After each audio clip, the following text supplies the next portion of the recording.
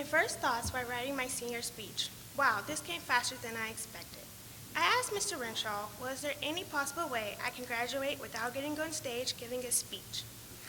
And well, his response, let's just say my name is Breonica Coleman, and today during my senior speech, I will explain life behind a disability and what this means to me. I was always told when writing a speech, always use a quote. The quote goes something like this. There are two wolves who are always fighting. One is darkness and despair, the other is light and hope. The question is, which wolf wins?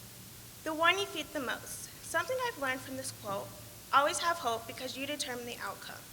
Never let anything get in the way of you being happy or letting you shine. You can get far in life by just being positive and having hope for a better.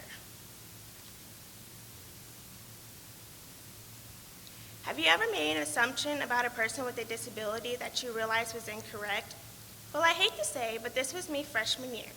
I had always heard stories about people with disabilities. Stay away, they might lash out. They have many different personalities. They just aren't normal. This is completely false. Merriam-Webster defines disability as a condition such as an injury or an illness that causes the condition of being unable to do things the normal way, the condition of being disabled. I've met some amazing people on this journey. It started off as a way to get community service hours, but I am blessed to say it has turned into something far more. Getting to know the clients at a new beginning, you begin to become attached. I can go on and on about how they are so different from each other, or how Brian, a 65-year-old man with dementia who asks anyone who walks in to marry him, or how Kevin collects soda cans so he can save up to buy a car. Yes, a car. Or how Philip takes up for me no matter what. And you can't forget Anna, who asked me to take a picture of her every single day, the same exact pose, but I don't mind because she also takes my pictures. All of my summers, I've taught math and sign language.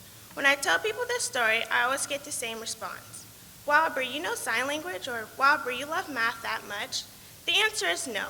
Math is actually my least favorite subject, and I do not know sign language. But we learned together and made a fantastic bond. And you can't forget Amelia, who's actually deaf and gets very upset when I sign wrong.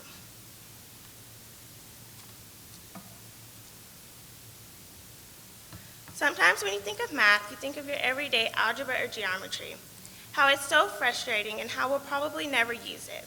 Still to this day, I'm trying to figure out when I'll use geometry. Never, but that's besides the point. I never looked at math in other people's shoes. Have you ever just thought about how mentally challenged people get through day by day? Well, since freshman year, I've went to a new beginning and helped teach. It's amazing how they never give up. Everyone is either in their 20s or older. At first, I was like, well, I'm not very good at math. They would never listen to me. A teenager, someone much younger. But I was wrong. They call me Miss B, not knowing what they're getting themselves into. Teaching basic math is something I can handle. Hard math to them is simply dividing double digits or even counting money, something we do so easily. Math is used so different throughout the day in many people's lives. Now that I'm a senior, I've gotten some more responsibility. I now work with Dyson 3 days a week. Dyson and I go everywhere together. He's honestly made me come out of my shy shell. Well, for one, he's shy, so if I didn't talk, it would be an awkward silence the entire time.